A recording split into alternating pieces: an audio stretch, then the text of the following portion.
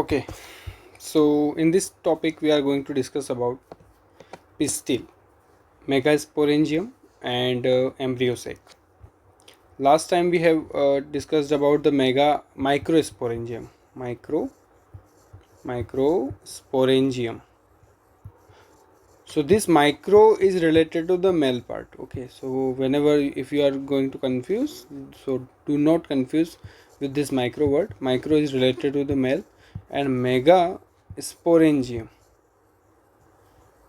is related to the female part. इससे आपको याद रह जाएगा. Okay, so before reading this particular NCERT concept, we have to discuss about something here. So this is the female reproductive organ. This is called stigma, style, and then ovary. Okay, so the main thing is that in the ovary, just मैं इस diagram को बना रहा हूँ, देखो ध्यान से. इसको मैंने कुछ इस टाइप से डिज़ाइन किया है. हो सकता है आपने कभी देखा हो या चाहे ना ही देखा हो, लेकिन आपको ये डायग्राम थोड़ा कहीं ना कहीं काम आएगा. और डायग्राम के डिज़ाइन पे मत जाना, बस थोड़ी सी स्किल्स पे जाना कि यहाँ पे मैं क्या किस तरह की बात कर रहा हूँ. ठीक है ना, ये जैसे इस टाइप का कुछ. सो क्या बताया मैंने आपको, ये जो पार्ट है ये ओवेरी है. और ये जो ब्लू इस टाइप का पार्ट जो मैंने बनाया है, जिसका जो भी डिज़ाइन आपको समझ में आया समझ लेना, दिस इज़ ओव्यूल. ठीक है. और जो येलो बॉडी अंदर है उसका नाम है एम्ब्रियो सेक.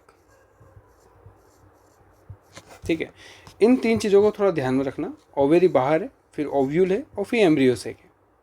अब ओव्यूल के अंदर एम्ब्रियो सेक है, तो ओव्यूल के अंदर एक स्पेसिफिक टाइप की सेल्स होती हैं, वही एम्ब्रियो सेक बनाती हैं.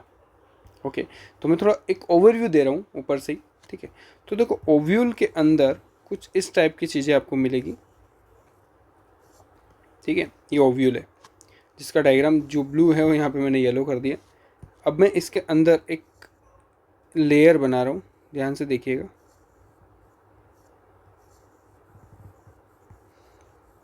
है ना, देखो लेयर कितनी अच्छी मोटी सी बन रही है. ओके, अब मैं कुछ पार्ट बताता हूँ. ये जो ओपनिंग पार्ट है इसको बोलेंगे माइक्रोपाइलर एंड. Micropylar and. ये जो बाहर आपको स्ट्रक्चर दिख रहा है जो इसको कवर कर रहा है, येलो बॉडी. ठीक है. इसमें दो पार्ट बना लो कि हाँ दो पार्ट ऐसे हैं, दो पार्ट इधर भी बना लो आपके, हाँ दो पार्ट इधर भी. इन पार्ट को बोलते हैं इंटेग्यूमेंट. क्या बोलते हैं? इंटेग्यूमेंट्स. कितने इंटेग्यूमेंट्स हैं यहाँ पे? दो इंटेग्यूमेंट्स हैं. अब इंटेग्यूमेंट के अंदर जो ब्लूइश टाइप का पार्ट दिख रहा है, what is this? This is nucellus. क्या है? न्यूसेलस. ये तीन नाम अगर आप याद करते हैं तो चीज़ें आसान हो जाएगी. एक नाम यहाँ याद रखना कि जो ऊपर साइड है, जैसे ये माइक्रोपाइलर एंड नीचे की तरफ है, तो ये ऊपर वाला पार्ट जो है it is called chalazal end. Chalazal end. This is chalazal end. Okay, so from the nucellus एक सेल आती है बाहर जिसका नाम है मेगा स्पोर मदर सेल. इस टाइप का नाम आपने पहले पिछले लेक्चर में सुना होगा, जहाँ पर मैंने बात करी थी माइक्रोस्पोर मदर सेल की. और माइक्रोस्पोर मदर सेल मियोसिस की प्रोसेस करके माइक्रोस्पोर बना रहा था, और वही माइक्रोस्पोर आगे जाके पोलन बन रहा था. तो यहाँ पर इस मेगा स्पोर मदर सेल की ही कहानी है. तो एरो से मैं आपको यहाँ सुना देता हूँ इस कहानी को. मेगा स्पोर मदर सेल जो होती है वो डिप्लॉयड सेल होती है, और ये क्या करने जा रही है आगे? मियोसिस की प्रोसेस. और मियोसिस में आपको पता ही है, जब डिवीज़न होता है बॉस तो कितनी सेल बनती है? 4. जब ये भी डिवाइड करेंगे तो हो जाएगी ये कंप्लीट 4. तो देखो this is called mega spore tetrad. तो ऐसा भी नाम कहीं सुना होगा. पहले हमने सुना था माइक्रोस्पोर टेट्राड, ये है मेगा स्पोर टेट्राड. ठीक है, this are megaspore tetrad. अब क्या कहानी है? कहानी में थोड़ा है ट्विस्ट. ठीक है, अब मैं इस ट्विस्ट को यहाँ समझाता हूँ. ये जो 4 टेट्राड्स हैं, इसमें से 3 हो जाती है भैया डीजनरेट. क्या हो जाती है? डीजनरेट. तो ये जो 3 हैं अपन कैसे बताएं इसको? मैं ब्लू बॉडी से बता देता हूँ. ये भी डीजनरेट, ये भी डीजनरेट, ये भी डीजनरेट. D generate. क्या हो गई? डीजनरेट. अब जो एक बची है उसके साथ क्या होता है तो उसको अपन यहाँ देखते हैं. सपोज करो this is the megaspore cell जो कि एक हैप्लॉइड सेल है, एन लिख दिया मैंने यहाँ पर, एन। ओके, तो अब इसके अंदर क्या होगा, अब इसके अंदर डिवीज़न होगा, वो होगा माइटोसिस का। एक मेगास्पोर में माइटोसिस का डिवीजन हो रहा है। हमने जो पिछली बार पढ़ा था ना, उसके अंदर माइक्रोस्पोर टेट्राड चारों के अंदर मतलब प्रोसेस होती है माइटोसिस की, और पोलन बनते हैं। लेकिन फीमेल के केस में क्या है, 3 डी जनरेट हो जाएंगे और अकेला एक ही megaspore, single megaspore आगे आएगा और माइटोसिस की प्रोसेस करेगा और एम्ब्रियो सेक बनाएगा। क्या बनाएगा, एम्ब्रियो सेक कहाँ बनेगा, इस सेंटर में। तो ये जो मेगा स्पोर मदर सेल है वो यहाँ सेंटर में आई, उसने डिवीज़न किया, डिवीज़न करने के बाद ये यहाँ पे 4 माइक्रोस्पोर टेट्राड बने, और फिर माइक्रोस्पोर टेट्राड में से 3 तो डिजेनरेट हो गए और एक बचा, तो उसको अपन आगे लेके आए। अब ये क्या कारस्तानी करने वाला है, उसको अपने को समझना है। तो कारस्तानी इसकी सुनिए ध्यान से। इसकी कारस्तानी ऐसी है कि जैसे ये डिवीज़न करेगा कौन सा माइटोसिस, तो इसकी एक सेल में कितने न्यूक्लियस हो जाएंगे, 2, और वो भी हैप्लॉइड ही रहेंगे। फिर ये डिवीज़न करेंगे कौन सा, माइटोसिस का ही करेंगे, बार बार माइटोसिस का डिवीज़न करेंगे सेकेंड नंबर पर। ये फर्स्ट नंबर पे क्या, सेकेंड नंबर पे। तो एक ही सेल में कितनी सेल हो जाएंगी, 4 सेल। ये भी एन, ये भी एन, ये भी एन और ये भी एन। वापस से ये थर्ड नंबर का डिवीज़न करेंगी, वो भी कौन सा है, माइटोसिस। तब इसके सेल में टोटल 8 न्यूक्लियस हो जाएंगे। तो 2, 3, 5, 6, 7 और ये 8, और 8 के 8 कैसे हैं, haploid haploid haploid haploid haploid. देखो यहाँ पर न्यूक्लियस डिवाइड हुआ है, सेल डिवाइड नहीं हुआ है। और टोटल कितनी माइटोसिस करके एक न्यूक्लियस, 8 न्यूक्लियस बना, 3 माइटोसिस करके। अब इन माइटोसिस करे हुए न्यूक्लियाई में जिन्हों के पास 8 न्यूक्लियस हो गए हैं, अब ये क्या करेंगे, अपने आप को अरेंज करेंगे। तो सपोज करो कि जो 3 है न्यूक्लियस, ये ऊपर जाके ऐसे अरेंज हो गए, दिस इज 1 2 3, और सारे के सारे कैसे हैं, हैप्लॉइड है। और यहाँ पर 3 जो है वो नीचे की तरफ आ गए हैं, ठीक है, ये 3 आ गए, 3 आ गए यहाँ पे, ये भी हैप्लॉइड ही है, ठीक है। तो हैप्लॉइड लिखने की ज़रूरत नहीं है, मैं यहाँ से हटा देता हूँ, हैप्लॉइड लिखने की ज़रूरत नहीं है, हैप्लॉइड ही है तो लिखने की क्या ज़रूरत है। और बीच में 2 न्यूक्लियस बीच में आ जाते हैं। कितने न्यूक्लियस हो गए, 1 2 3 4 5 6 और 7 और 8। तो न्यूक्लियस कितने हैं, 8 न्यूक्लिएटेड बट 7 सेल्ड स्टेज। ये कौन सी स्टेज है, जहाँ पे सेल तो 7 है, जैसे कि एक सेल 2 3 4 5 6 7। इस बीच वाले में दोनों न्यूक्लियस एक साथ होने की वजह से एक ही सेल में 2 न्यूक्लियस हो गए, तो सेल तो एक ही काउंट हो गई बीच वाली, और 3 ऊपर 3 नीचे 7 सेल हो गई। ये बन गया एम्ब्रियो सेक। क्या बन गया, एम्ब्रियो सेक। यही तो समझना है बॉस। अब इस एम्ब्रियो सेक में ये जो 3 हैं, 1 2 और 3, इनका नाम है एंटीपोडल सेल, एंटीपोडल सेल, ठीक है। थोड़ा ऊपर ले लेते हैं। सेंटर वाली का नाम है सेंट्रल सेल, ठीक है। और ये जो आसपास वाली सेल हैं, इनका नाम है सिनर्जिड्स। क्या नाम है, सिनर्जिड्स। और जो सेंटर वाली है, इसका नाम है एग सेल। ये नामकरण भी हो गया। लेकिन इन सिनर्जिड्स के पास एक ऐसा फिलीफॉर्म अपैरेटस टाइप का कुछ होता है, ठीक है। क्या होता है, फिलीफॉर्म अपैरेटस। फिलीफॉर्म अपैरेटस के लिए क्या बना देता हूँ, रेड टाइप का कुछ बना देता हूँ। इस टाइप की कुछ बॉडी होती है जो अपने ही सेल से रिलीज करते हैं, इसका नाम है फिलीफॉर्म अपैरेटस। इसका पर्पस होता है कि ये पोलन ट्यूब को गाइड करता है, पोलन ट्यूब को गाइड करता है। अब पोलन ट्यूब कहाँ से आएगी सर, वो आगे पढ़ेंगे। आप याद तो रख सकते हैं बॉस कि फिलीफॉर्म अपैरेटस का मेन काम है पोलन ट्यूब को गाइड करना, तो जब इसका यूज़ करेंगे समझ जाओगे आप। आज अभी इस जो चीज़ में मैंने आपको समझाई है, इसको आप याद कर लो, ठीक है। चलो काम की बात करते हैं। एक सेल भी समझ में आ गया, सेंट्रल सेल समझ में आ गया, एंटीपोडल सेल समझ में आ गया। इस सेंट्रल सेल का एक और नाम आप याद कर लो, इसमें लिख देता हूँ। सेंट्रल सेल को अपन एक और नाम से जान सकते हैं, 2 पोलर न्यूक्लियाई के नाम से, 2 पोलर न्यूक्लियाई, ठीक है। न्यूक्लियस के एस्पेक्ट में बोलेंगे तो 2 पोलर न्यूक्लियाई बोलेंगे। चलो, तो अभी मैंने जो समझाया देखो ध्यान से। मैंने आपको बताया कि हमारे पास एक फीमेल रिप्रोडक्टिव ऑर्गन है प्लांट का, स्टिग्मा स्टाइल एंड ओवेरी है। और इस ओवेरी के अंदर यहाँ सेंटर में आपको कुछ इस टाइप का ओव्यूल डिज़ाइन मिलता है और ओव्यूल के अंदर एम्ब्रियो सेक मिलता है। पर स्टार्टिंग में एम्ब्रियो सेक नहीं होता है, न्यू सेलस होता है, मेगास्पोर्म मदर सेल। न्यू सेलस किसको बोलते हैं? ये जो ब्लूइश टाइप का है, ये ओव्यूल के अंदर का पार्ट है। इसमें से एक सेल आती है मेगास्पोर्म मदर सेल, सेंटर में आती है, वो मियोसिस का डिवीज़न करती है। कौन सा? मियोसिस का। और मियोसिस का डिवीज़न करके कितने सेल्स निकालती है? 4 सेल। और चारों की चारों कैसी होती है? हैप्लॉइड। 3 डीजनरेट हो जाती हैं और जो एक मेगास्पोर बचता है वो आगे की तरफ आ जाता है। और इस एक मेगास्पोर की वजह से 8 न्यूक्लियस रेडी होते हैं और वो कुछ इस टाइप का डिज़ाइन बनाते हैं और इसी को अपन बोलते हैं एम्ब्रियो सेक। क्या बोलते हैं? Embryo sac. अभी एम्ब्रियो सेक है, ये एम्ब्रियो नहीं बना। सेक मतलब जगह, बेग है, एम्ब्रियो का बेग है जिसके अंदर एम्ब्रियो बनने वाला है। तो आप देखो ना क्या हुआ, ये एक ही स्पोर से डेवलपमेंट हुआ इसका। इस एम्ब्रियो सेक का डेवलपमेंट कितने स्पोर से हुआ? एक ही स्पोर से। So this kind of embryo sac is called monosporic development. Monosporic development. ये कौन सा डेवलपमेंट हुआ? Monosporic development. So this information you have to learn it. Okay, चलो बढ़ते हैं आगे। इसको बाद में पढ़ेंगे, नहीं तो आपके पल्ले नहीं पड़ेगा बॉस। तो डिज़ाइन हमारा कहाँ है? हमारा टॉपिक कहाँ है? ये रहा। मैंने भी आपको बताया ये वाला डायग्राम। इसको थोड़ा उल्टा कर लेते हैं, अभी आपके लिए उल्टा कर देता हूँ क्योंकि मैंने पढ़ाया ही वैसे ही। तो ये रहा डिज़ाइन, देखो इसके अंदर ये इंटेग्यूमेंट्स है, थोड़ा ज़्यादा डिज़ाइन उल्टा हो गया, ठीक है। तो ये क्या है? ये है इंटेग्यूमेंट्स, दिख रहा है रेड पार्ट में रहते हैं। दिस आर द इंटेग्यूमेंट्स, ठीक है। इंटेग्यूमेंट ये लिखा हुआ, एक इनर इंटेग्यूमेंट और एक आउटर इंटेग्यूमेंट। यहाँ पे जो एंडिंग ओपनिंग होता है उसको बोलते हैं माइक्रोपाइलर एंड, ठीक है। ये वाला जो पार्ट है ये न्यू सेलस है, जैसा कि मैंने बताया था, ये न्यू सेलस। और बीच वाले में बन जाता है एम्ब्रियो सेक। और एम्ब्रियो सेक बनने के लिए जो सेल आती है वो न्यू सेलस से ही आती है। और ये वाला पार्ट चलाजल एंड हो गया, माइक्रोपाइलर के एंड के पीछे वाला चलाजल एंड होता है। बाकी सब क्लियर, मैंने बता दिया। हाइलम किसको बोलते हैं? जो इस स्टॉक को यानी इस फ्यूनिकल को इस मेन ओव्यूल से जोड़ता है। तो ये वाला जो पार्ट हो गया इसको अपन बोलते हैं हाइलम, ठीक है। चलो सीधा कर लेते हैं वापस से। अब तुम सोचोगे कमल सर आपने उल्टा क्यों बताया? तो बेटा आपकी बुक भी कहीं सीधा इसको बना देती है, कहीं उल्टा बना देती है, तो जिसको जैसी मर्जी पड़ती है वो ऐसे बता देता है। तो मुझे ऐसा लगा कि ऐसे को ऐसे बताना चाहिए, तो मैंने ऐसे बता दिया।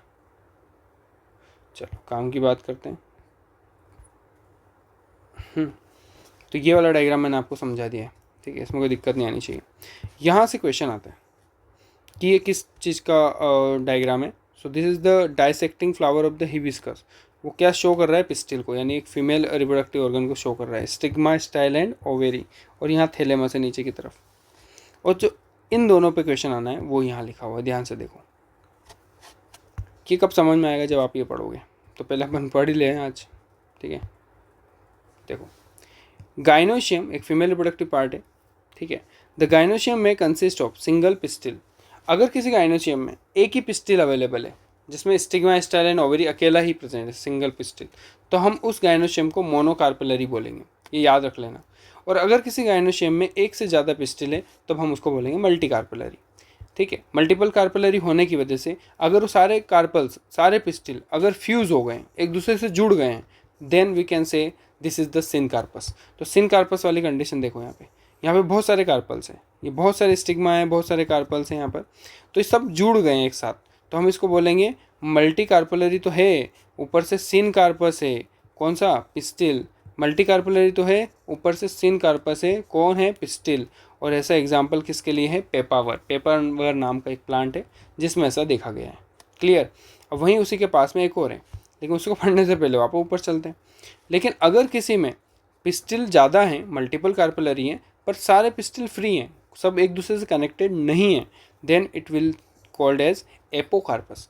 तो हमारा जो नेक्स्ट एग्जाम्पल है वो एपोकार्पस का है। मल्टी कार्पेलरी तो है, ऊपर से एपोकार्पस मतलब फ्री कार्पल्स हैं गाइनोशियम के अंदर, then it is the example of Michelia. Michelia इसको बोलते हैं। तो मैंने चारों डायग्राम आपको समझा दिए। अब यहाँ बढ़ते हैं, क्या बोल रहे हैं? हर एक पिस्टिल के पास स्टिग्मा, स्टाइल एंड ओवरी होगा। स्टिग्मा का मेन काम है कि वहाँ पर पोलन लैंड करेगा और वहीं से रिसीविंग चलेगी। और स्टाइल एक इलोंगेटेड सिलेंडर पार्ट है जो स्टिग्मा को ऊपर की तरफ होल्ड करके रखता है। और बेसल में एक ब्लज्ड पार्ट है, एक उभरा हुआ पार्ट है जिसको ओवेरी कहते हैं। Ovary, right. तो ओवेरी के अंदर एक कैविटी होती है, उसको बोलते हैं लोक्यूल। तो ओवेरी के अंदर की जो कैविटी है, कहाँ भैया ओवेरी नहीं बना है इसमें, ये बनाया था। ये ओवेरी के अंदर ये जो कैविटी है इसको बोलते हैं लोक्यूल, जहाँ पे ओव्यूल की जगह होती है, ठीक है। The placenta is located inside the ovarian cavity, इसी ओवेरियन कैविटी के अंदर प्लेसेंटा होता है। Recall the definition of placentation क्या होता है वो आगे 11th क्लास में आपको पढ़ा दिया जा चुका है। चलो काम की बात करते हैं।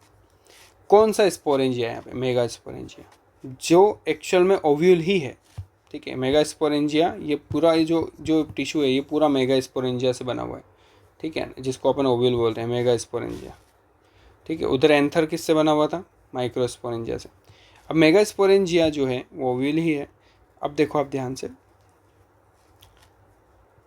यहाँ बढ़ते हैं। Structure of typical angiosperm ovule. The ovule is small structure, बहुत छोटा स्ट्रक्चर होता है जो प्लेसेंटा से अटैच होता है, स्टॉक लाइक कॉल्ड फ्यूनिकल। तो आप फ्यूनिकल यहाँ पे स्पेशली ये यहाँ पर दे रखा है, देखो ये ओवेरी से कनेक्टेड है, ये ओवेरी है। तो ये वाला पार्ट जो है जिससे वो ओवेरी से ओव्यूल को कनेक्ट कर रहा है, तो अपन उसको क्या बोल देंगे? फ्यूनिकल बोल देंगे। ठीक है, चलो इतना ही जरूरत है, ज़्यादा दिमाग नहीं लगाना है। Body of the ovule fuses with the funicle is in the reason called hilum. Hilum भी मैंने आपको ऑलरेडी बता दिया। दस hilum represent the junction between the ovule and funicle. Ovule और फ्यूनिकल के बीच का जो जंक्शन होता है उसको क्या बोलते हैं हम? ये देखो ये रहा हाइलम, ये फ्यूनिकल और ये क्या है? ओव्यूल। तो इसके बीच का जो जंक्शन है वो कौन है? हाइलम है। ऑलरेडी बता दिया था बेटा, वापस बता दिया। अब यहाँ पे इंटेग्यूमेंट्स होते हैं जो उसको कवर करते हैं। ठीक है, जैसे मैंने यहाँ बताया था, कहाँ बताया था कमल सर ने? दीज आर द इंटेग्यूमेंट्स, दिख रहे हैं? ये इंटेग्यूमेंट्स है। इंटेग्यूमेंट्स जो हैं वो इनसर्कल कर लेते हैं न्यूसेलस को, और न्यूसेलस में आपको बता दूं कि न्यूसेलस का माइक्रोपाइलर एंड जो होता है वो ऑर्गेनाइज होता है। Opposite the micropylar and is called chalazal end.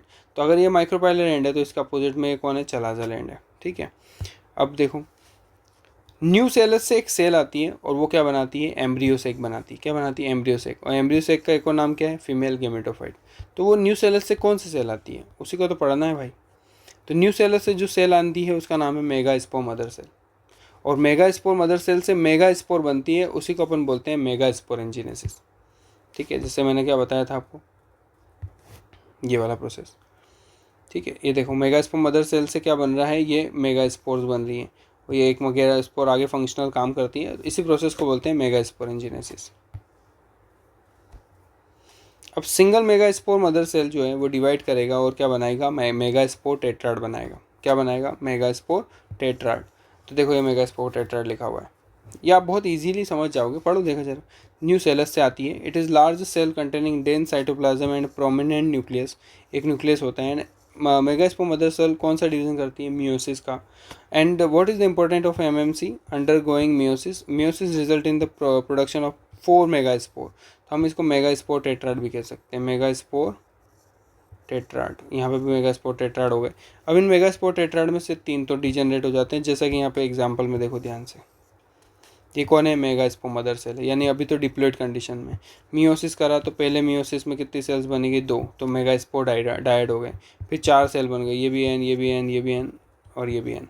अब इन 4 में से 3 डिजेनरेट हो जाएगी मेगा स्पोर में से, तो एक बचेगी, वो यहाँ आ जाएगी। मान लेते हैं यहाँ पर वो आ गई एक। अब इसने डिवीज़न किया कौन सा? माइटोसिस का। माइटोसिस का फर्स्ट टाइम 2 न्यूक्लियस।